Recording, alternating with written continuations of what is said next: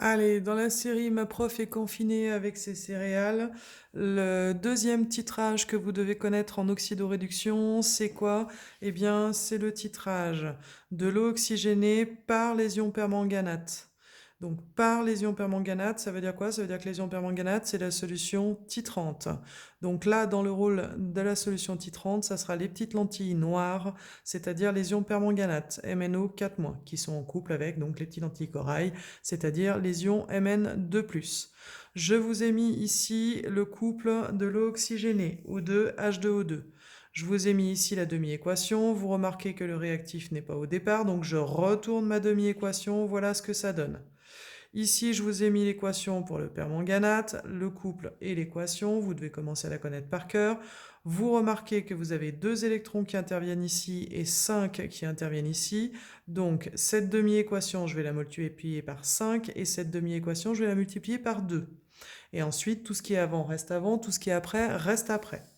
Ça nous donne quoi? Regardez, c'est ici, là, et je vais vous le faire au fur et à mesure.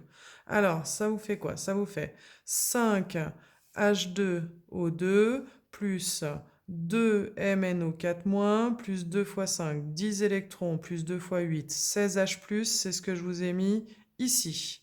Et ça donne quoi? Bien tout ce qui est après, c'est-à-dire 5O2 plus 5 fois 2, 10 électrons, plus 5 fois 2, 10H+, plus 2 Mn2+, plus 2 fois 4, 8 H2O, c'est-à-dire ce que je vous ai noté ici.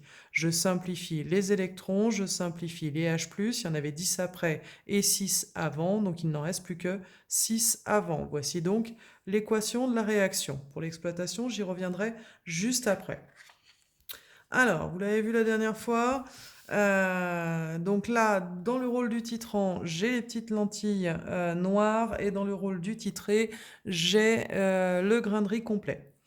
Du coup, ça donne quoi? Alors, la réaction, c'est quoi? C'est lorsque deux ions permanganate rencontrent 5 H2O2, c'est-à-dire 5 fois l'eau oxygénée, eh bien, on a une réaction qui se passe pour former du dioxygène, les grains de riz blancs, et des ions manganèse, les lentilles corail. Le 8H2O et le 6H+, je l'ai volontairement pas mis ici pour éviter de compliquer un petit peu trop, d'autant plus que comme on est dans des solutions aqueuses, eh bien, DH+, et de l'eau, on en a en excès, donc on ne va pas s'en occuper pour ce titrage.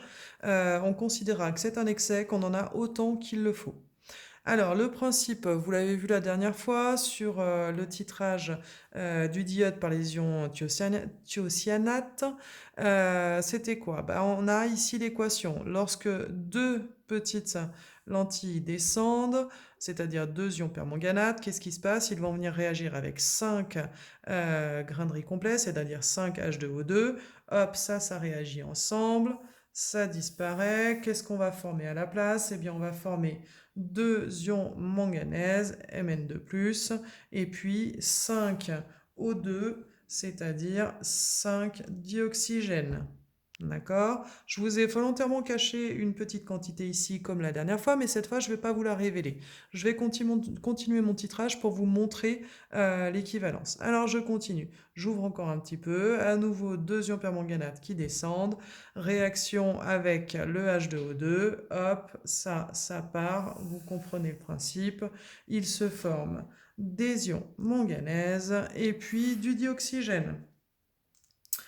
Si je continue, je ne découvre pas, hein. Si je continue, hop, voilà, qu'est-ce qui se passe? Eh bien, on va supposer qu'il y a encore réaction. Tac, j'ai caché et hop, ça apparaît à nouveau. Et je vais continuer comme ça un certain temps. Donc je vous rappelle, je vous montre quand même ce que j'ai mis sur le côté pour l'instant. Pour l'instant, j'en ai déjà versé 2, 4 et 6. Ça, c'est ce que j'ai versé pour l'instant. D'accord? Si je continue à en verser et qu'à ce moment-là, eh bien, on voit un changement dans le bécher, c'est-à-dire on voit un changement de couleur. Ces ions permanganate, je vous rappelle qu'ils sont fuchsia. Avant, il n'y en avait pas dans le bécher, tout le reste est à peu près transparent, donc on ne voyait rien. Et bien là, le fuchsia va apparaître dans le bécher.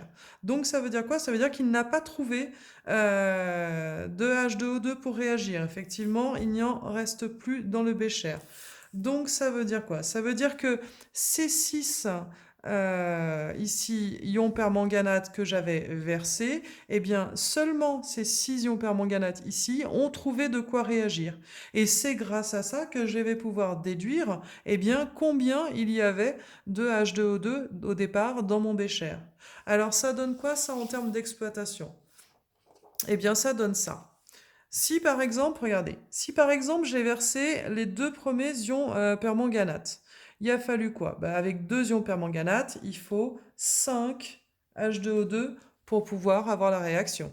Sinon j'en avais versé 4, eh bien il m'aurait fallu 10 H2O2 pour pouvoir avoir la réaction.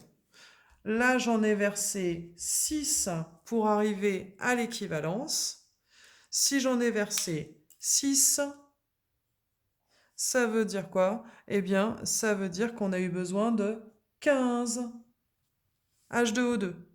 Si j'en avais versé 20, on en aurait eu besoin de combien? Ben, on en aurait eu besoin de 50. Alors regardez, il y a un petit truc tout simple.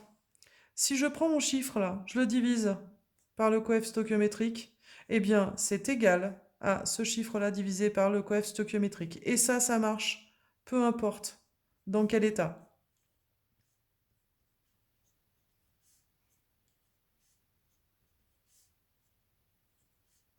Ok. Ce qui veut dire quoi? Ce qui veut dire que ici, la quantité de H2O2 divisée par le coefficient stoichiométrique, ça doit être égal à la quantité de MnO4- divisée par son coefficient stoichiométrique. Son coefficient stoichiométrique que vous retrouvez ici, coefficient stoichiométrique que vous retrouvez ici. Et donc, on arrive à la relation à l'équivalence qui est de dire que N de H2O2 divisé par son coefficient stoichiométrique, c'est-à-dire 5, doit être égal à n de MnO4- divisé par son coefficient stoichiométrique, c'est-à-dire 2.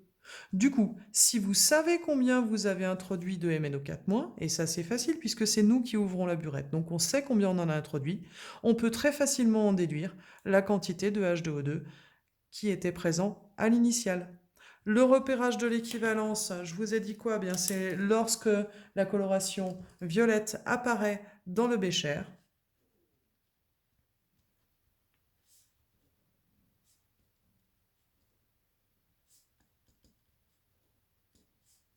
Avant, tout était transparent. Et lorsque la coloration violette apparaît, eh bien ça veut dire que on a des MnO4- qui vont rester dans le bécher, donc ils n'ont plus rien pour réagir. Et puis la relation à l'équivalence, bien je vous l'ai noté ici, N de H2O2 divisé par son coefficient, c'est-à-dire divisé par 5, égale N de MnO4- divisé par 2. Là, je vous l'ai mis avec des N, on l'aurait pu le mettre avec des C fois V. C de H2O2 multiplié par V de H2O2 divisé par 5, c'est égal à C de MnO4- fois V de MnO4- divisé par 2.